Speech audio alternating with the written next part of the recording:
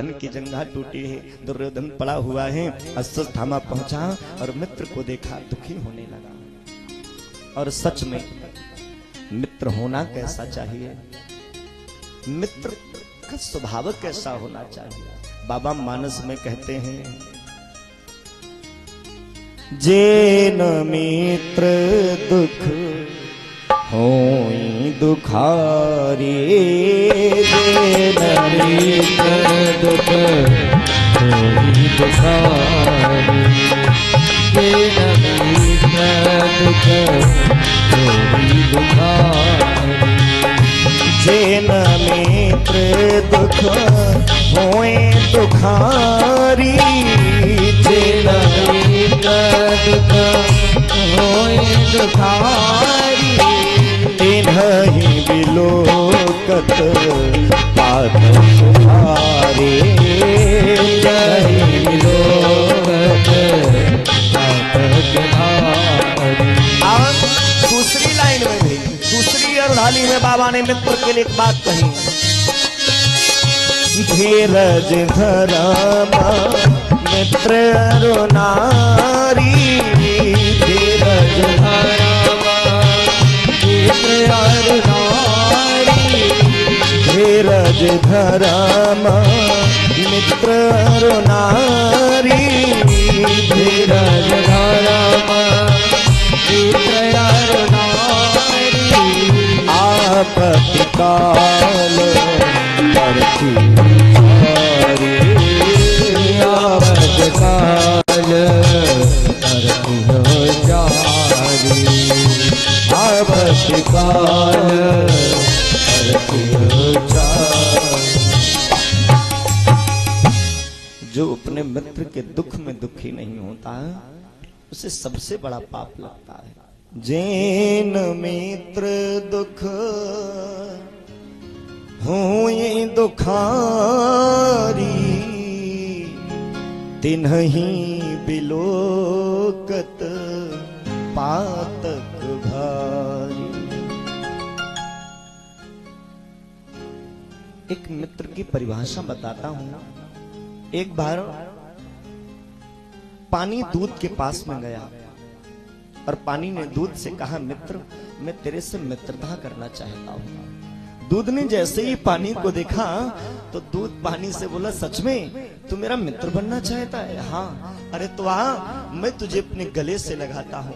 अगर तू मेरा मित्र बनेगा तो मैं तुझे अपना रूप दूंगा, अपना रंग दूंगा, अपना आकार दूंगा, अपना मोल दूंगा और अपने बराबर का दर्जा दूंगा।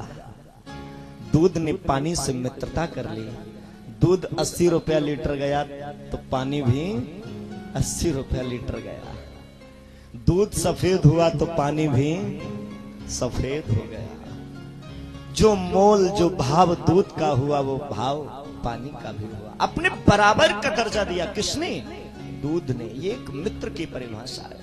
दूध ने देखा, पानी ने देखा कि मेरे मित्र ने मुझे अपने बराबर का मोल दिया, अपने बराबर का दर्जा दिया, अपने समान रूप रंग दिया।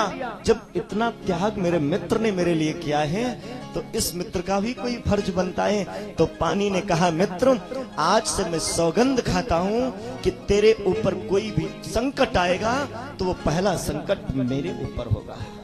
दूध को लाया गया, लाकर के आग पे चढ़ाया गया। जैसे ही पानी ने देखा कि मेरे मित्र के ऊपर संकट आया है तो सबसे पहले कौन जला? दूध या पानी? पानी जला। जैसे पानी जलने लगा, दूध ने देखा, अरे मेरे लिए मेरा मित्र अपने प्राणों का त्याग कर रहा है। उसी क्षण दूध ने सोचा कि मैं भी अब जीवित नहीं रहूंगा और दूध उबाल मारने लगा। दूध भी आग के ऊपर गिरने लगा। हमने देखा, अरे दूध उबल रहा है। पुनः जल लिया और जल लेकर के छींटा लगाया, दूध नीचे चला गया। जैसे दूध और पानी को मिलाया, दूध शांत हो गया। मित्रता होनी चाहिए तो ऐसी मित्रता हो, निस्वार्थ भाव की मित्रता हो। संगति करो तो ऐसी संगति करो।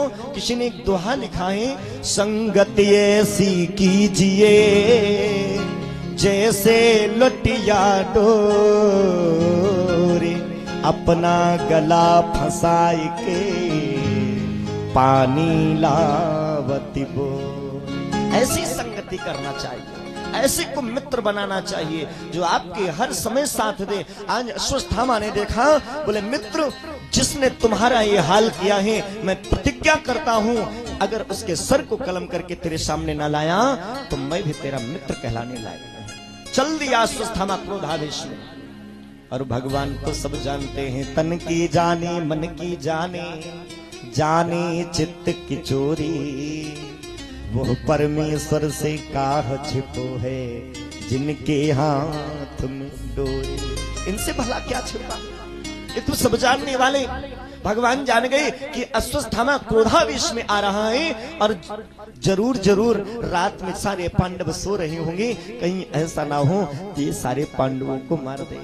भगवान अर्धरात्रि में ही पहुंच गए और अर्जुन के शिविर को जाकर के भगवान ने कटकटाया। अर्जुन ने जैसे ही सुना भगवान मेरे प्रभु की आवाज आई, शिविर को खोला। हाँ प्रभु इतने समय? बोले जल्दी से रथ पर बैठो, सबको जगाओ, रथ पे बैठो, कल युद्ध की तैयारी करना है। भगवान इतनी रात्रि में? बोले हाँ इसी समय। पांचों पांडवों को बिठाया रथ पर, बिठा करके भगवान तो चले गए। उसी समय अश्वत्थामा पहुंचा है। उसी शिविर में पांचों पांडवों के 5 पुत्र सो रहे थे। रात्रि का समय था, अश्वत्थामा को पता नहीं था। उसने म्यान से तलवार निकाली और 5 बालकों के शीश को काट करके एक झोली में रखा और दौड़ता हुआ अपने मित्र दुर्योधन के पास आया। अरे मित्र, जो काम तूने कभी नहीं कर पाया, जिस काम को करते करते तूने अपने 99 भाइयों को गंवा दिया, आज मैं उन 5 पांडवों के शीश को काट करके लेकर के आया हूं। बोल तुझे कौन सा सर चाहिए, किसका सर चाहिए? दुर्योधन ने कहा सच में? हाँ सच कहता हूं। जोर से ठाका लगा करके हंसने लगा। अरे मित्र, जो काम में जीते जी न कर पाया, जिस काम को करते करते मैंने अपने 99 भाइयों को गंवा दिया, वो काम तू पल भर में कर लाया।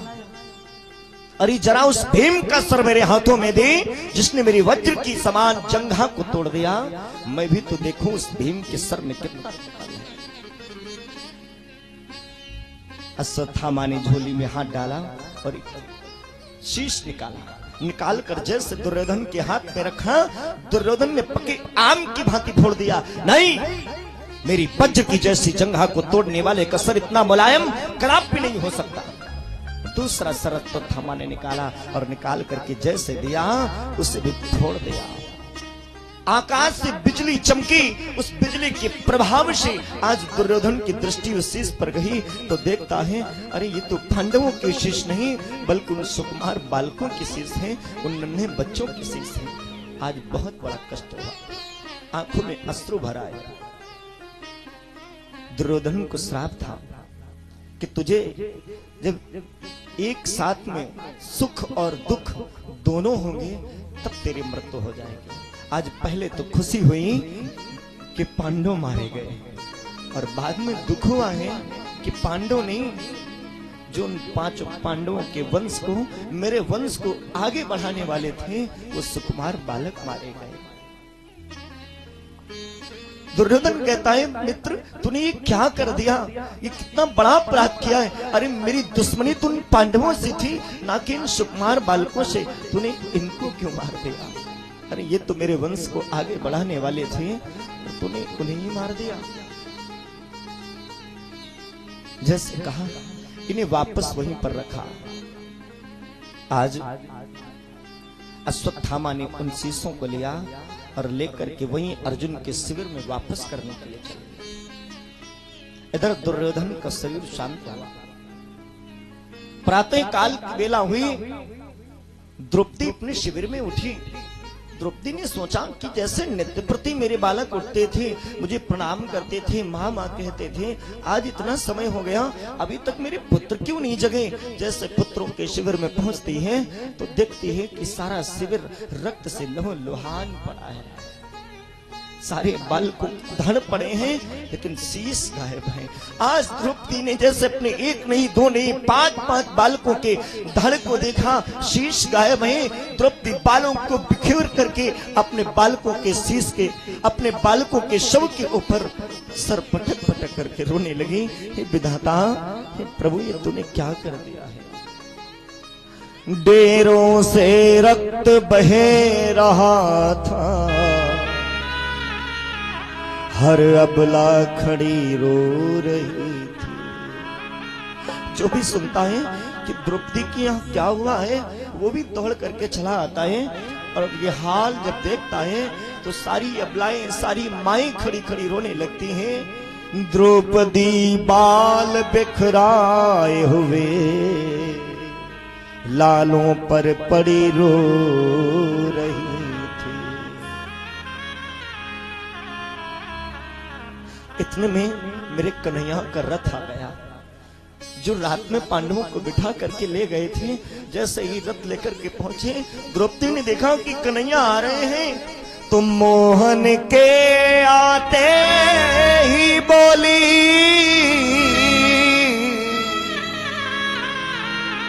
आओ मोहन बेबाकी है,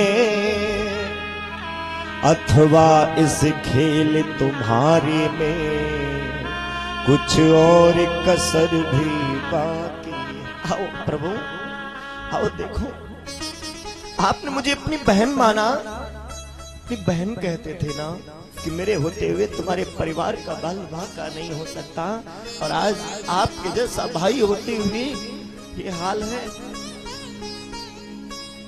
अथवा इस खेल तुम्हारे में कुछ और कसर भी बाकी है। वैसे मैंने सुना भी है कि तेरा एक स्वभाव है कि जिसे चाहते हो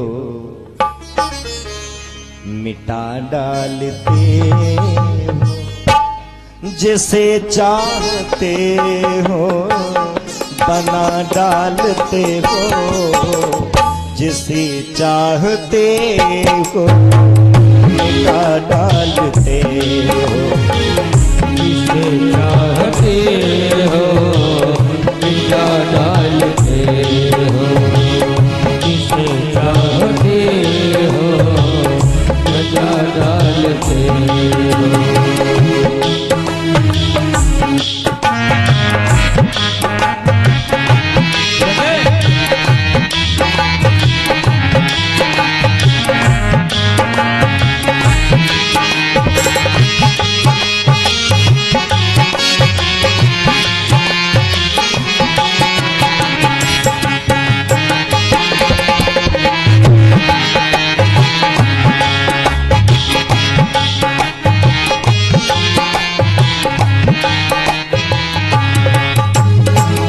खिलाड़ी बने हो खिलौना बना कर, खिलाड़ी बने हो खिलौना बना कर, खिलाड़ी बने हो खिलौना बना कर, खिलाड़ी बने हो खिलौना बना कर, जिसे चाहते हो खिला डालते हो, जिसे चाहते हो मिटा डालते हो, जिसे चाहते हो मिटा डालते हो।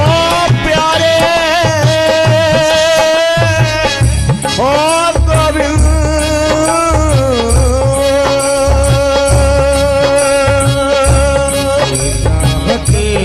हो मिटा डालते हो, जिसे चाहते हो मिटा डालते हो।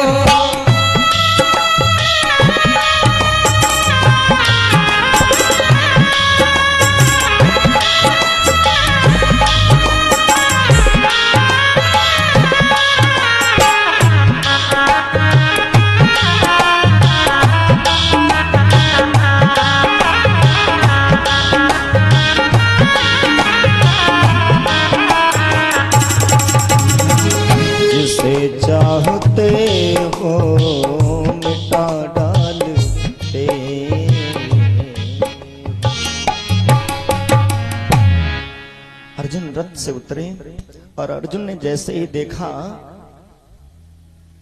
हमारे 5-5 बालकों के धड़ पड़े हैं, शीश गायब हैं, उसी समय अर्जुन ने प्रतिज्ञा कर ली है। अर्जुन ने कहा, द्रौपदी मैं प्रतिज्ञा करता हूं कि अपने बालकों के वधिक को अगर तेरे सामने लेकर के नहीं आया तो मैं तुझे मुंह नहीं दिखाऊंगा। और द्रौपदी ने भी प्रतिज्ञा कर ली।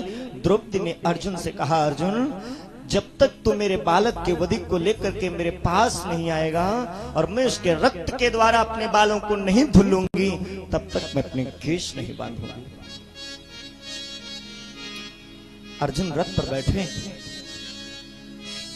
अर्जुन के रथ का सारथी कौन है?